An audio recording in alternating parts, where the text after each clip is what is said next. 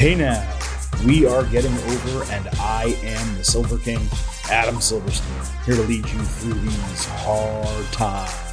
That with a special instant reaction edition of your favorite professional wrestling podcast. That's right, Getting Over is back, and it is Friday night, the night before the 2024 WWE Royal Rumble. That is not the major headline on today's special show. That is that Vince McMahon has officially resigned from TKO Group and WWE. We are going to get into all of that momentarily once again on this special instant reaction edition of the Getting Over Wrestling podcast. Before we get to that, please allow me to remind you that here on this show, the Getting Over Wrestling podcast is all about the five. So please head on over to Apple Podcasts and Spotify. Leave a 5-star rating on Apple. Take a little extra time. Leave a 5-star written review. If you do, we will read it live right here on the show. Don't forget to follow us on Twitter at Getting Overcast for episode drops, news, analysis, highlights, all of that good stuff. It is also where you will have an opportunity to vote in our pre- and post-show polls surrounding the WWE Royal Rumble, and we will use your votes in our Instant Analysis podcast coming Saturday night, early Sunday morning, as soon as the Royal Rumble goes off the air. Again, please follow us on Twitter at Getting Overcast.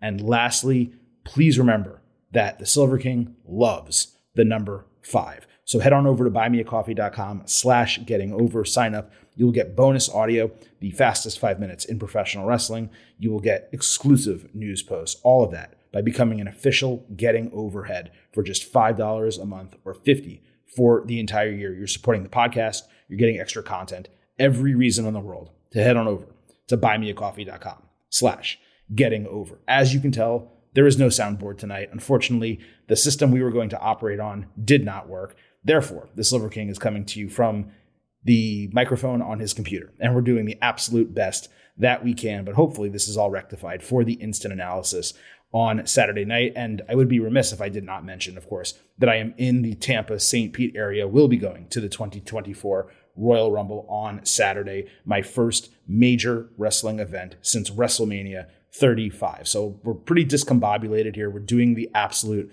best we can. Vintage Chris Vanini is here. I did not get an opportunity to mention that yet, but we're jumping right into the big headline of the day. And then we will provide you with a quick look at the 2024 WWE Royal Rumble with a special go-home show, everything that happened on SmackDown, and some updated predictions regarding the Royal Rumble.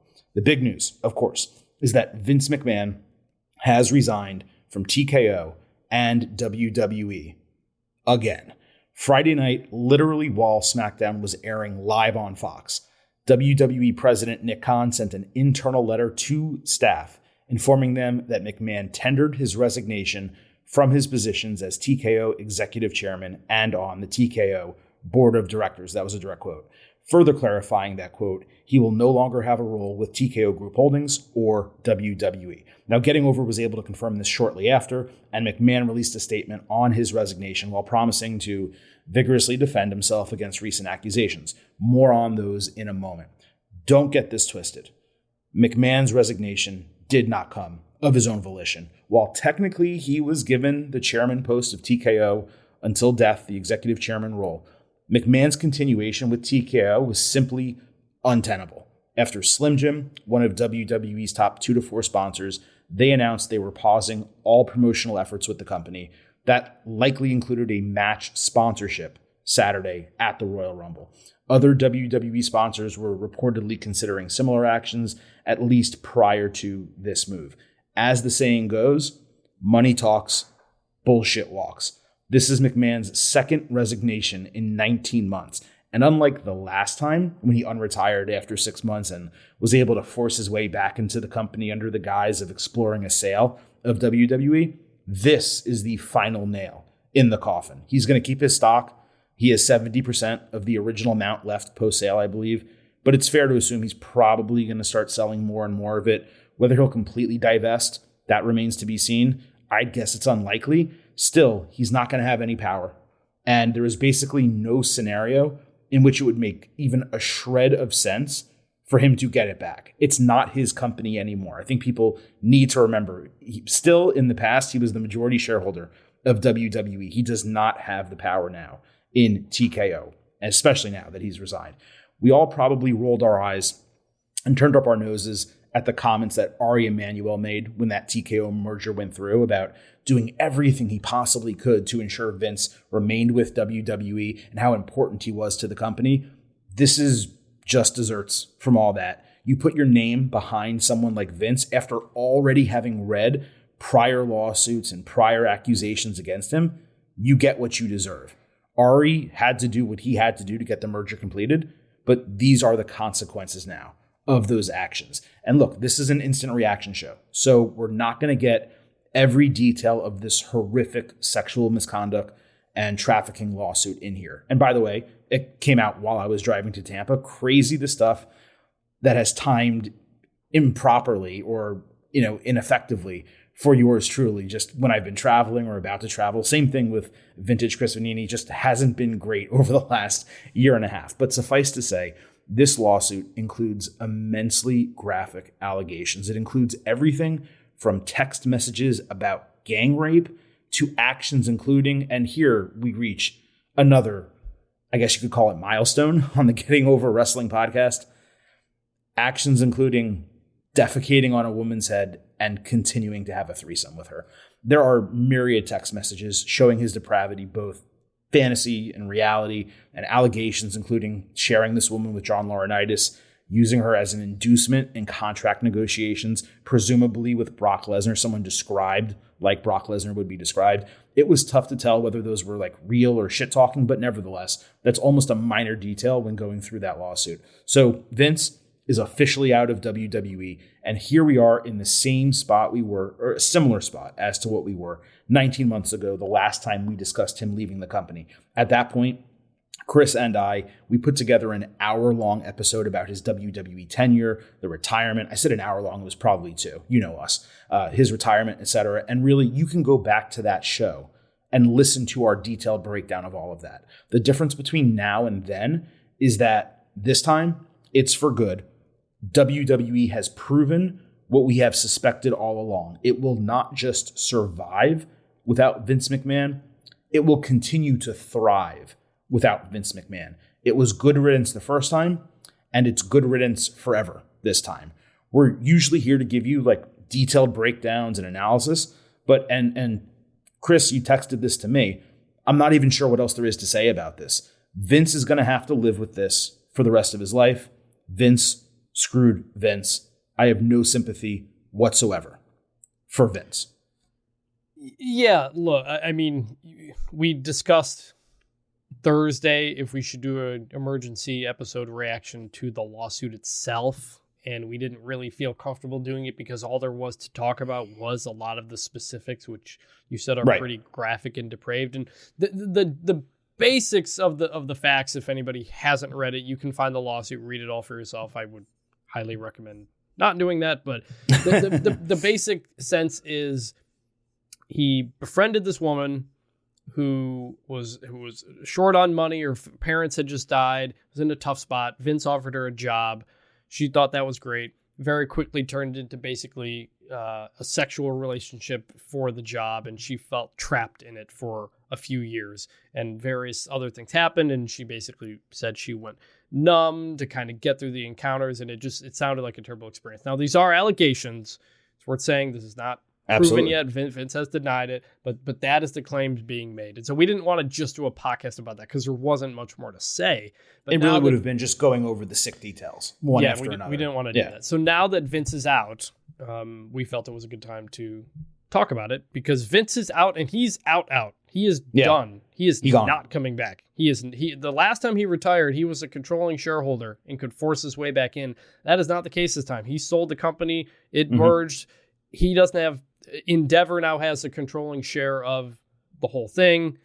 To clarify, Vince McMahon was the individual with the most stock, even now. But that does not mean he had majority power in the company. He does not. It is TKO, WWE, Ari Emanuel's on top of it. Vince McMahon was chairman on the board. He no longer is. And they're not going to vote him back into that role Ever. There's no way. Yeah, there's no way. So he's done. The Vince McMahon in WWE is done. Like, correct, 100% this time. And that is still pretty wild to think about, given the whole history of pro wrestling in the company. So, ultimately, not surprised. I mean, these allegations were the first anonymous tip to the WWE board in 2022 that started these other investigations that discovered the other NDAs and stuff like that. And so it's just all ultimately coming together. TKO knew there were skeletons in the closet, and it's honestly absolutely makes it stunning why Ari Emanuel said what he said about Vince McMahon and wanting to have him on and all these kinds of things. And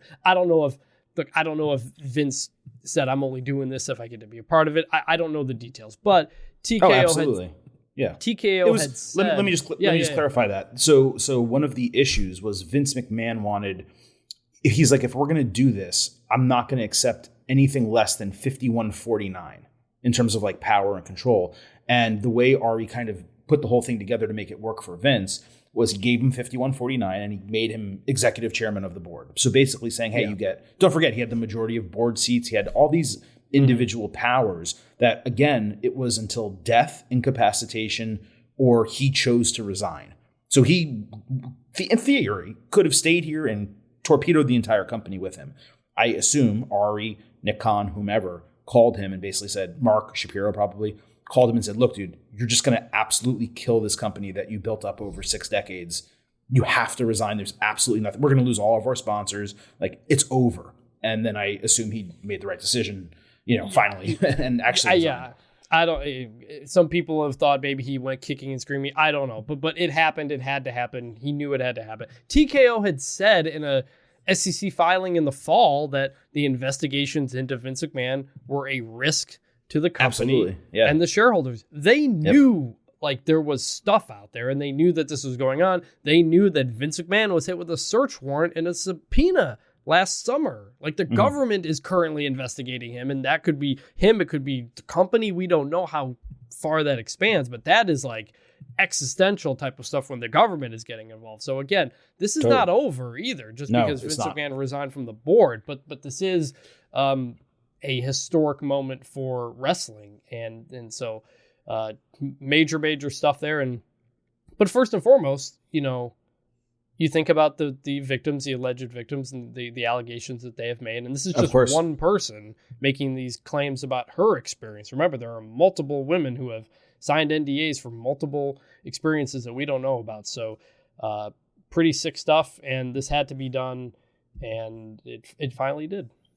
Yeah, it's incredible. And it's also incredible, Chris, that really, again, 2 times in 19 months, we've been able to tape a podcast and basically say, this is one of the most monumental nights in the history of professional wrestling. And it's I said twice, it's really 3 times because the merger, that came into play as well. So 3 times in the last 19 months, we've been able to say that. And, we talk about the year in review episode. Here we are 26 days into January. And we thought 2022 would be unmatched. Then we said, hey, 2023 came pretty damn close. And here we are in 2024.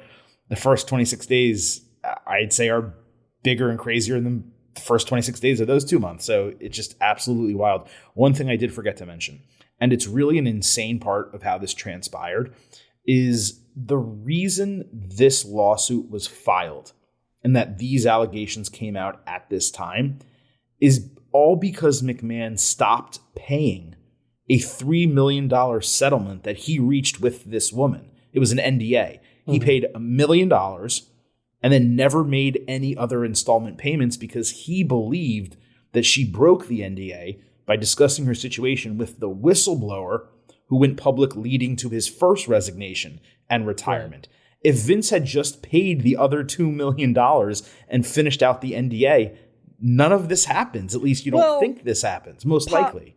Possibly. It's still possible that we don't know this anonymous. She could have decided to break the NDA of her own accord if she wanted. It's the anonymous tip to the board. We don't know who made that or how it did, but the payments stopped after that.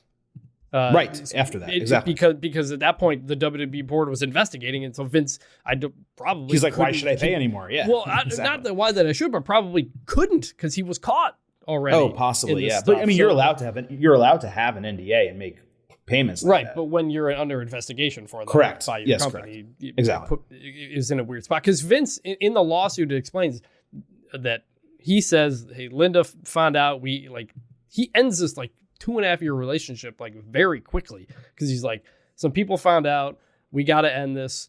It's going to be damaging if it comes out." So people were getting, we're getting close to it anyway. So that's the only reason the relationship ended. So that right. Whole mess of stuff, really. Is there anything else that we're missing here that we need to discuss in this type of instant reaction setting? I mean, look, potentially more comes out that we could discuss for the Royal Rumble instant analysis. Obviously, we have a WWE podcast coming on Tuesday, our normal show schedule.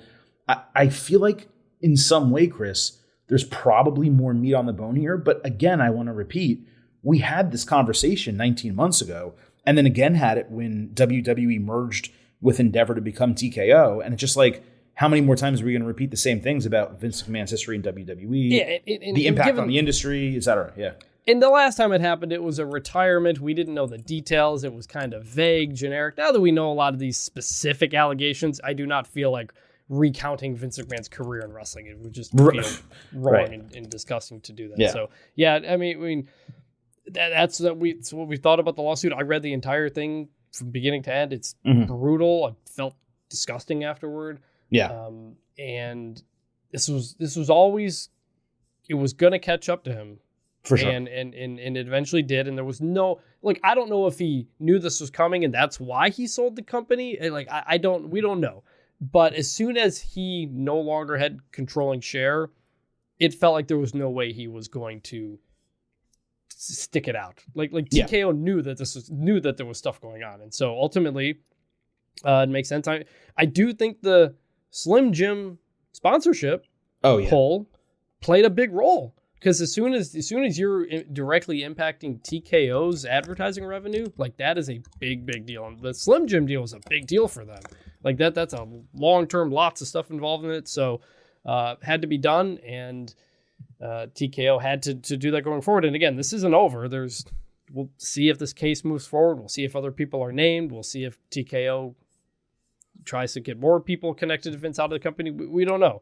But this is a major step that had to be done. That's a real good way, Chris, to wrap it up, and not to flippantly now move to discussing wrestling, but that's what we need to do. We're going to go and give you your 2024 WWE Royal Rumble go-home show. We usually only do this if there is a major development on SmackDown right before a premium live event, but in this case, we both just watched the show. Royal Rumble is tomorrow, and there were a couple items that affected the 4 matches on the card. So we're going to go ahead, break those down for you. We'll do a second chance prediction type of situation. We'll remind you what our pre-show expectation grades are, and then we'll just kind of wrap this up and get you into the Royal Rumble. And just one more reminder, we will have a WWE Royal Rumble instant analysis podcast Saturday night, early Sunday morning, as soon as that show goes off the air. And on top of that, we will have pre and post-show polls for you on Twitter at Getting Overcast. Your votes are important because we discuss them as part of that instant analysis show. So let's just start with the United States Championship. Logan Paul defending the title against Kevin Owens. We saw footage on SmackDown of KO and Paul bumping into each other at the WWE Performance Center and needing to get pulled apart. This was first released on social media. I thought it was pretty cool. Clearly, they were both there working out the match for Saturday, but it was a smart segment. They've done this many times in NXT. And Logan Paul also announced earlier in the day that he had re-signed or extended his contract with WWE, and apparently he's going to do it more full-time. I feel like he said the same thing 3 different times, but we still see him on the same regular intervals that we've seen him before. But look, he works in WWE. He has a big showcase, one of only 4 matches on the Royal Rumble. So all in all, I just thought it was a good build for this match. Yeah, just some extra juice to throw on to what they've got. This is a feud that is built on animosity. It's not really built on the U.S. title. It's really built on just these guys hating each other. And so that makes sense. These are the type of things where it's like when you start a match with a blood feud type of thing, you want guys going at each other right away. And so this is an example of just upping that intensity, and it was good. It was good. Yeah. Go ahead. One last Logan Paul thing before. I'm not sure if you're going to move on, but I saw a clip of him with John Cena on his podcast. I don't know if it was this week or not, or when it that was. That interview was released this week. I haven't listened to it yet. So he had told a story that I'd missed before, but back in like 2017, I think, when Logan Paul was still like an up and coming YouTuber, he did a really horrible video it's called the Suicide Forest in Japan. It had some videos, some people who had killed themselves, and The Rock cut ties with Logan Paul after that and all the backlash that he went in. Logan Paul is very still sad about it / upset about it, because he said The Rock didn't call him himself. It was a publicist who said, hey, delete every picture you have of Dwayne and you. And so a lot of people kind of had pulled back from Logan Paul at that time. And he still seemed hurt by it, but also like kind of upset about it. And so now that Rock's like in the company again and Logan Paul's there, I'm curious just kind of generally how that goes. Not that I think that will be a storyline or anything, because it's fucking weird. But it was just something. It was an interesting thing that popped up in that interview with Cena, and with The Rock now back in the company, I found it interesting. By the way, here we are on an instant reaction show. We've mentioned now suicide, defecation, and gang rape. This is a banner episode for the Getting Over Wrestling podcast. None of them, by the way, anything that we plan to discuss nor brought up on our own. Just things that relate to WWE, the professional wrestling world that we're dealing with right now. The professional wrestling world is often full of questionable characters. It's unbelievable. Anyway, second chance predictions. Logan Paul's retaining the title. I still believe he loses it to LA Knight at WrestleMania. Agree. Same pick. Okay. All right. Men's Royal Rumble. Now, just a reminder, we came into SmackDown on Friday with only 7 entrants being announced at that time. I double confirmed it. I actually asked. I did get an opportunity. I forgot to mention this, by the way. We're going to have a bonus interview episode coming next week. I interviewed Gunther, Chad Gable, Otis, the Creed brothers, et cetera, et cetera, et cetera. And they did say that none of them were announced for the match, and they don't know where that came from. You said it was either the bump or like a post show or something, but they're not being advertised for it. So just whatever, doubled back and confirmed it. I think it said it on Wikipedia. It was incorrect. Yeah. Anyway, Men's Royal Rumble, 7 were announced coming into SmackDown. Nick Aldis welcomed the new NXT general manager, Ava, who, by the way, is The Rock's daughter. She's the youngest GM in WWE history. Welcomed her backstage as the Bobby Lashley Street Profits group approached the lottery tumbler. Yes, it's back. Lashley pulled a number, and then a new Legado del Fantasma. More on that Tuesday. We'll talk about that on the next WWE show. They approached as well. Lashley and Santos Escobar were the only ones to pull numbers. It feels weird not having Montez Ford in the Royal Rumble, and it's probably a mistake if that's the case. R-Truth also participated and asked if he had to quarantine after pulling his numbers. So the presumption being he either pulled 11, representing like 2 lines on the test, or 19 for COVID-19, one of the two. Yeah. He also called Aldis Adam and got a huge laugh out of me thinking Pierce grew his hair out and was now Nick Aldis. I thought that was hysterical. Look, no one is a perfect booker or perfect creative chief, but the fact that Paul Levesque listens to fans and happily adheres to minor requests, like bringing the lottery machine back, it's just so damn refreshing. Does watching a few men and women pull numbers that we don't get to see matter? No. Is it nostalgic and fun? Yes. Well, and it makes it feel random. Like the whole idea is that it's supposed to be random and you don't know everybody's going to be in it. They draw a number. Like, again, the whole point of like the kayfabe is like, you always wonder if they don't do that. How did they pick the order? When did we know that? Like, show it. It's a little bit of a fake behind the scenes. Here's the process of how the numbers get picked. All right, exactly. Cool. Like, it's just like, it's like a little thing that just makes everything feel a little bit more legitimate. Mm-hmm. So, like I said, there was 7 coming in. Now there's 11. It is Cody Rhodes, CM Punk, Shinsuke Nakamura, Bobby Lashley, Drew McIntyre, Gunther, Damian Priest, Santos Escobar, R-Truth, Jimmy Uso, which we'll talk about momentarily, Kofi Kingston, and that's the 11. The 12th clearly is going to be Jey Uso. If Jimmy's in the match, Jay's going to be in the match. So let's say there's 12 of 30 officially announced for the Royal Rumble, a huge improvement over years past. In theory, they could completely ruin it like they did last year and announce 10 entrants on the kickoff show. For me, it won't matter because I'm not going to be watching the kickoff show. But I, fingers crossed, hope they don't do that for anyone else.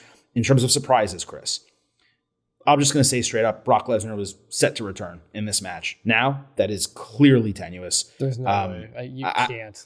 I don't see how they can do it. He wasn't going to win anyway, so I don't think it would have mattered. But it was going to set up a WrestleMania program. So I would assume Brock is now not in the match. Best way I can say it. Andrade El Idolo, makes a lot of sense for him to debut here, or I should say return here. Sami Zayn, he's been out for a long time. A return here makes sense. Sheamus, same thing. I forgot to mention Ricochet on Tuesday. They've been holding him out. I would guess we see him. Rey Mysterio would make a lot of sense as long as he's healthy coming back in this match. You have Omos, who's just perfect for a Royal Rumble as the big man. Also would be a perfect stand-in for Brock Lesnar. And then I just kind of threw out previously on the podcast, Braun Breaker, maybe Pat McAfee. I don't think there's going to be anyone else not signed to WWE that surprises unless it's just a legend like a Rob Van Dam or someone like that. Yeah, you don't think Okada's going to show up at the Rumble, right? No, I mean, number one, the contract isn't done until January 31st. He has matches in Japan through February. I thought, look, there is at least a possibility that they can work out a deal. They did it with Carl Anderson, who was a NJPW champion, IWGP champion, one of the mid-card titles, where he debuted, or returned, I should say, to WWE, but he still finished out his dates with New Japan. Like, in theory, you could say, wow, that would make a lot of sense. Okada showing up would be huge. A, I don't know if he's going to sign with WWE, but B, from what I understand, no one there. And I spoke to a couple people who would know, and they probably wouldn't have told me, but they would have indicated perhaps I was not far off. It seemed like an impossibility. So don't expect Kazuchika Okada in this match. I don't. Wade Barrett has typically not done commentary for the pay-per-views, right? That would be no. It would be fun to get him. It's in the fun match, when the cool. I think it happened with Lawler. I think it did. He walked off commentary and got into the match. You do it, and then you finish, and then you come back and do commentary. I hope we get a couple of gimmicks. I'll say this: the last couple of years, I feel like there have not been like that many stunners. Really, I mean, we had Edge in 2020, but like most of them. I think we Christian in the COVID It's been boring. year. The last few years have been pretty boring in terms of surprises. Yeah, they've been good Royal Rumble matches. They've been booked well, except for the Shane McMahon one. But speaking of someone who's not going to show up, but I think there has not been a lot of surprises or even like fun stuff. It's mostly been current wrestlers and maybe a legend here or there. So I am curious if that changes at all this year. You mentioned commentary. Corey Graves has said he has been cleared to return to the ring if he so chooses. Would it pop you to see Corey get in the match? Oh, absolutely. Yeah, me too. That would be awesome. Cool. Yeah. My prediction remains CM Punk. I saw a false report about WrestleMania plans that was debunked very quickly, I think, by the same person who reported and retracted, it. Sports Illustrated. Look, Justin Barrasso, he's a good writer, good reporter. He usually doesn't do prediction stuff like this. It never. Well, he did, dude. He did, and I'm not shitting on him. We don't do that on this podcast, but he did report like John Cena was going to fight Rey Mysterio at WrestleMania a couple years ago. That was very wrong. This happened. No, I read the report. It was unbelievable, meaning not able to be believed when I read it. Especially since I have a general idea of what is going to happen, unless, of course, plans change based on the Don't Raw. tell me. No, I'm not going to say anything. But my point is, what he wrote was not it. It was almost like an AI watched Raw on Monday and assumed what happened on Raw was therefore going to happen at the Royal Rumble into WrestleMania. It was very strange. But regardless, I couldn't believe he retracted it. I think either that day or the next day, and he said he thinks it may have been WWE trying to potentially get some misinformation out there, either have somebody report something that they know is wrong for the sake of a swerve, or because they wanted to find a leak. That's always a possibility. With very possible. So that got debunked very quickly. If you saw the headlines, Cody Rhodes' WrestleMania may not have, blah, blah, that's not what that was. So my point is though, go for it.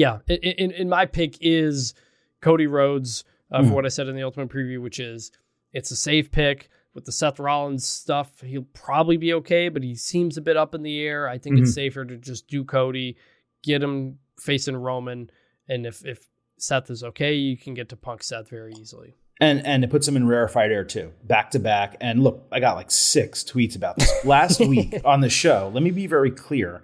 I said what Michael Cole said, that Steve Austin, I thought he said, was the only one to go back to back. Now, should I have clarified that? Yes.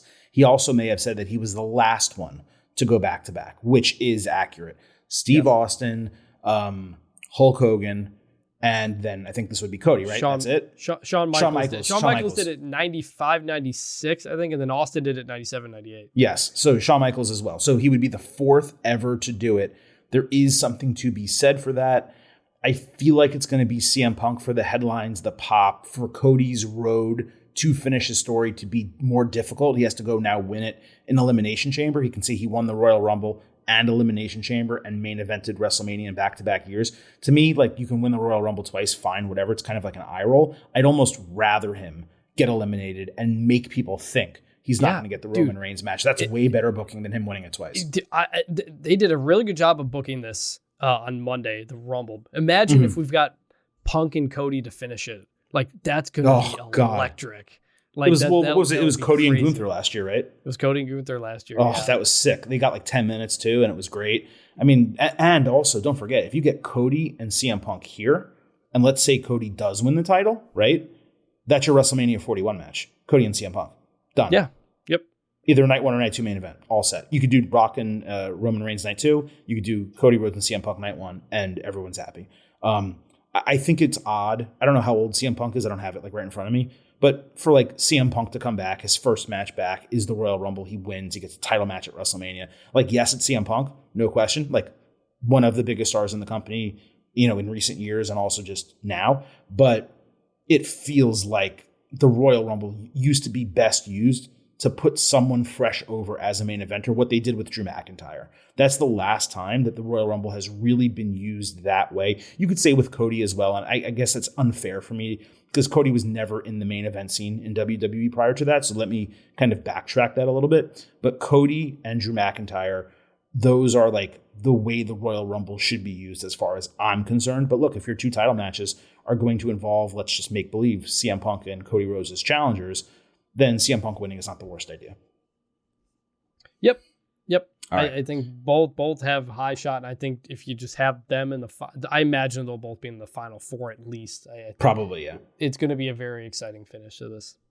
Let's move to the Women's Royal Rumble. Bayley got an extended promo package talking about making history in WWE, battling back from injury a few years ago, finally finding herself and creating Damage Control in July 2022, only for it now to be extended with Kairi Sane and Asuka. It ended with her promising to win the Royal Rumble, challenge Rhea Ripley, win the title, fulfilling their entire prophecy as a faction. She and Bianca Belair picked numbers backstage. That promo, it might have been the single best extended promo that Bayley has done since the formation of Damage Control when she returned in July 2022. And it was expertly put together by production because it started with us feeling empathy for her and being on her side. And then she turns and is like, and then I created a heel faction and we've run roughshod over the company, right? So you remember she's a heel. Now, there was a title change on SmackDown. The Kabuki Warriors won the women's tag team titles. We will talk about that on Tuesday. But in their celebration, they completely left Bayley hanging, which is, of course, notable. And for her to feel kind of upset going into the Royal Rumble, possibly winning it, well, who might she take that out on? It would probably be Io Sky. I don't know if Bayley's going to win. It could be Elimination Chamber. She could work her way into a number one contendership another way, but it doesn't really feel like Bianca Belair is going to win, at least as far as I'm concerned. Charlotte Flair is now injured. For me, it makes all the sense in the world for Bayley to win the Royal Rumble, and what a great moment that would be for her. Yeah, I was kind of disappointed you and I both picked the same one because like Becky feels like the obvious one. Hey, Becky, Rhea, they've been hitting at it. Yeah, Becky's making this big comeback. She's the star. Boom. Kind of like the Cody thing too. But instead we both picked Bayley, and I'm sticking with Bayley too because you got the two titles. That one makes sense. And Becky can get to Rhea any which way you want, especially because Nia's in line first, you would think. So, this is another one where, I mean, you have Becky and Bayley near the finish, or you maybe have Becky, Bayley, Nia. Nia eliminates Becky. Bayley eliminates Nia. That kind of starts the Bayley face turn a bit, and then she kind of goes after Io Sky, and boom, there you go. So I think that would be a fun way to finish that. Yeah, no, I agree with that. Did you agree that the promo package was as good as I did? Like, did you agree with my opinion?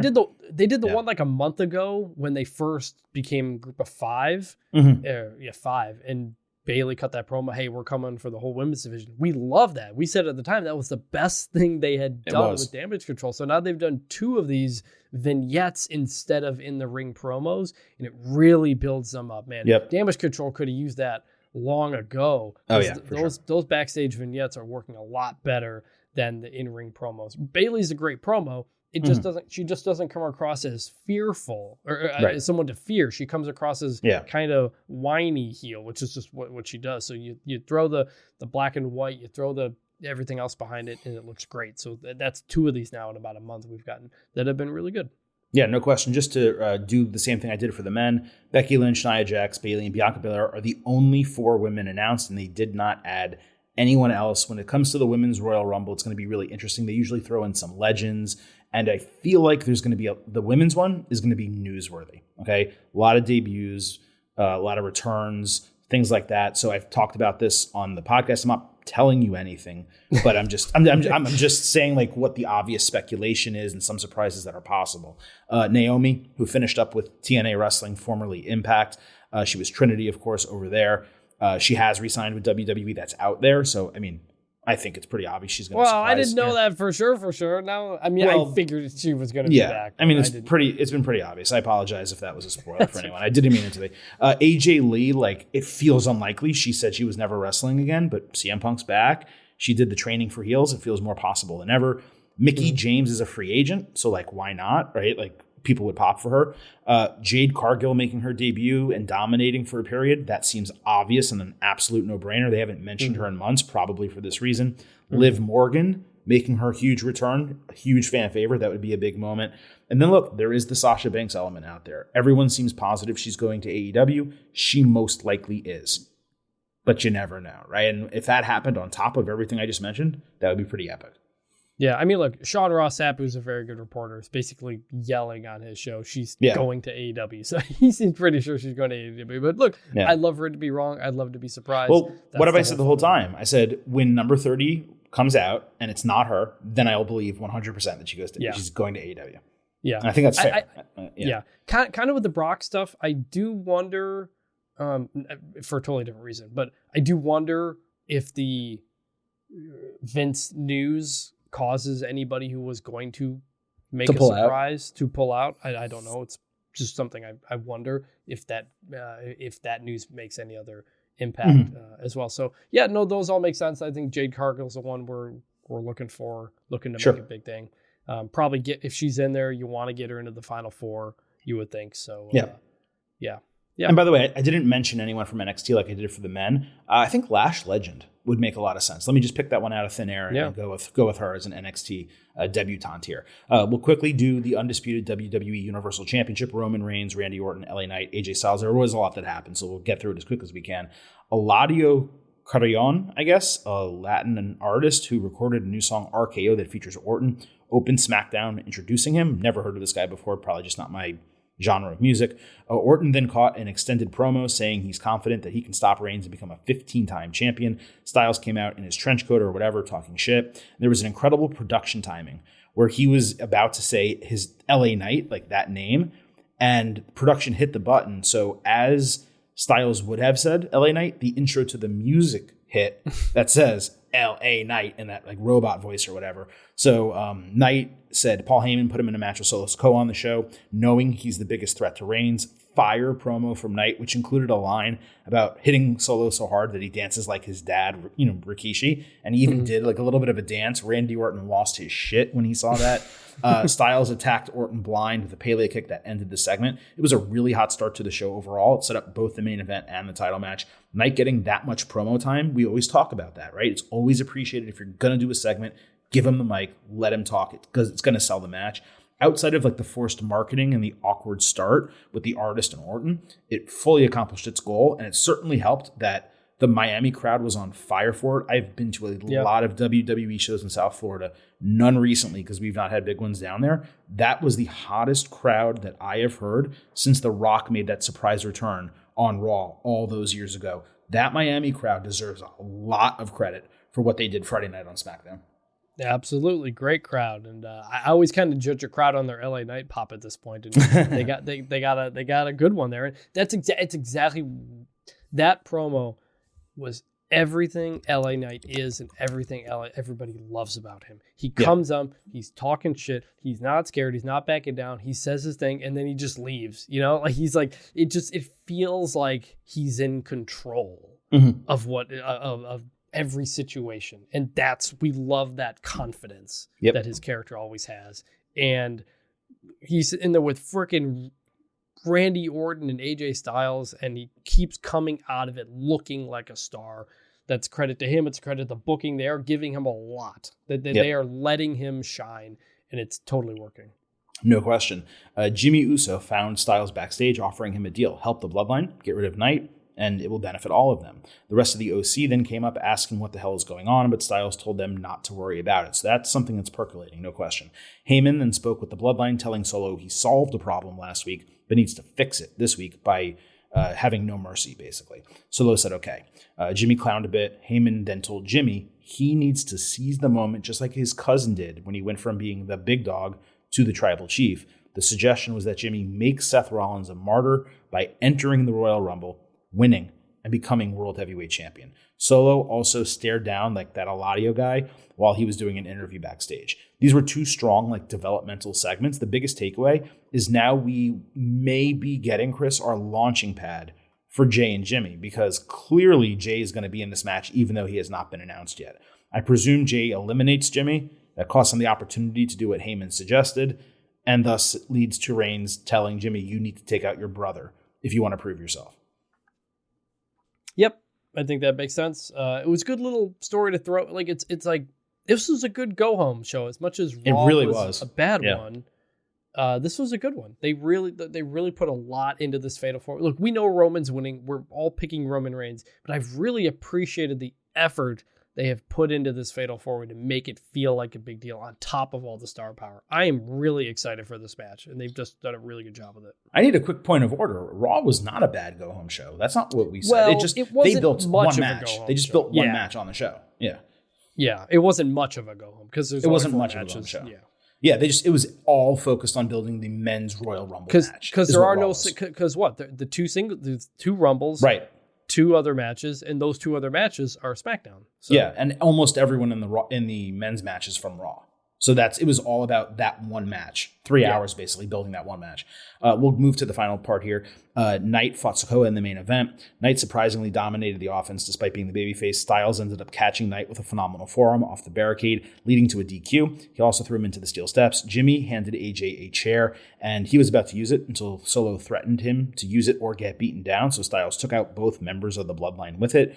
Orton came out to stop Sikoa. He dropped him on the announce table, hit a draping DDT on Jimmy, and then AJ plus a bonus RKO on Styles. And Orton is celebrating. The crowd's going crazy. The show's about to end. The lower third copyright graphic comes on screen, and Knight catches him with a BFT to end it.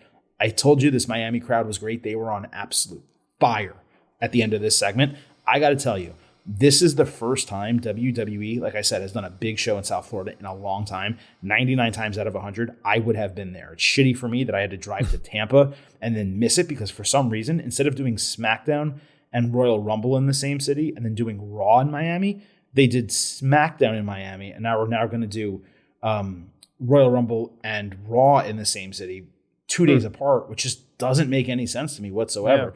Yeah. So I'm frustrated. I'm just saying that now. I wanted to. But this entire SmackDown banged, and this main event segment got the crowd going in a major way. They're fully invested into the title match. They got me more pumped up. I've told you that, like, I know the match is going to be good, but I wasn't that excited about it. This got me very excited about this match. It also helps that I'm here and it's less than 24 hours away. But look, this just accomplished a lot. And now we know that LA Knight's not going to win because he, of course, stood tall on the go-home show. Yeah, which, again, instead of letting Randy Orton stand tall, or AJ Styles or somebody, they let LA Knight shine again. That's the thing that really, I think, sets up for him coming out of Royal Rumble and into doing something for WrestleMania. So, yeah, it was a great finish. Everything was great. Only thing was that the BFT sucked. He did not hit that good. Well. Yeah, it's not a good finisher. It's a hard finisher to make look good. It just is. I get it's like the Stone Cold Stunner and all these things, but you got to pull the guy all the way over. You can't. It doesn't look impactful. It's skull crushing finale does it a lot better. So yeah, tough. He didn't quite hit it, but it's hard to hit it. So I completely agree. We're both still picking Reigns, of course, to retain the title. I'm still sticking, Chris, with my A- pre-show expectation grade. What about you? I A- as well. Yeah. I think all four things should be quite good. Yep. But I don't think it's going to end with a Roman Reigns, Sami Zayn type of thing we got last year. Right. So A-. But just in general, to wrap up here, how excited are you that you had this will be your first main roster WWE show you've been to in the history of the podcast? That is accurate. I have not been to one since WrestleMania 35, and that was a couple years pre-podcast. And you did do the NXT. You did do the NXT down there, but that was a singular TV episode, very special, and sitting in a room with 250 people. I mean, listen, John Cena and The Undertaker were there. I'm not complaining, but that's very different than going to a stadium show or a big arena show. I haven't seen AEW ever. They have only come down here the tiny little shows in a really crappy Miami arena I wasn't going to go to, especially that was also just post COVID, and I wasn't risking that. I haven't done anything for WWE. They haven't really come down here, and when they did, it wasn't even a very good show. It was a whole thing.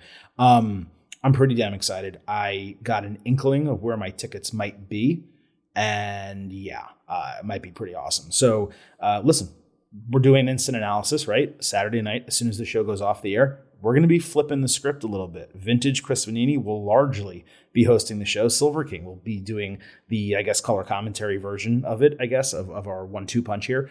So we're going to flip it up a little bit. It's going to be exciting. I'm excited for you to kind of lead the charge a little bit. And look, we just gave our pre-show grades. Let me remind everyone, right? Please, we will have our polls, the pre-show poll coming out 7 p.m. Eastern, 1 hour before the show begins, our post-show poll, as soon as Royal Rumble ends and I'm able to actually type the poll out on my phone while I'm literally still in Tropicana Field. I'll get that out as soon as possible. And then, of course, we will have your WWE Royal Rumble Instant Analysis podcast. So what we need from you is to vote in 2 polls and then listen to our show. Not really that much to ask, I don't think, for this high-quality, performance-enhancing audio that we are dropping into your ear holes first now, Friday night, and, of course, coming up Saturday night. Vintage, I appreciate you jumping on to do this instant reaction, of course, to the Vince McMahon resignation and the special WWE Royal Rumble Go Home show. On the way out, a reminder that the Getting Over Wrestling podcast is indeed all about the 5. So head on over to Apple Podcasts and Spotify. Drop some 5-star ratings on Apple. Take a little extra time. Leave a 5-star written review. If you do, we will read it live right here on the show. Don't forget to follow us on Twitter at Getting Overcast for episode drops, news, highlights, analysis, all of that good stuff. It is also where you can vote in both of those polls, and you can send us tweets or DMs, questions and comments, either about the Royal Rumble or potentially things going into next week on Raw. Coming out of Raw, we will read those on the show as frequently as we can. Please also remember that we love the number 5 here at Getting Over. So head on over to buymeacoffee.com/gettingover. Sign up $5 a month, $50 for the entire year. You become an official Getting Overhead. You support the show. You also get bonus audio, exclusive news posts. Again, all of that. buymeacoffee.com/getting over. Chris, thank you once again for joining. Everyone out there, thank you once again for listening. For Vintage Chris Vanini, this is the Silver King, Adam Silverstein, signing off and leaving you with just 3 final words. Bye for now.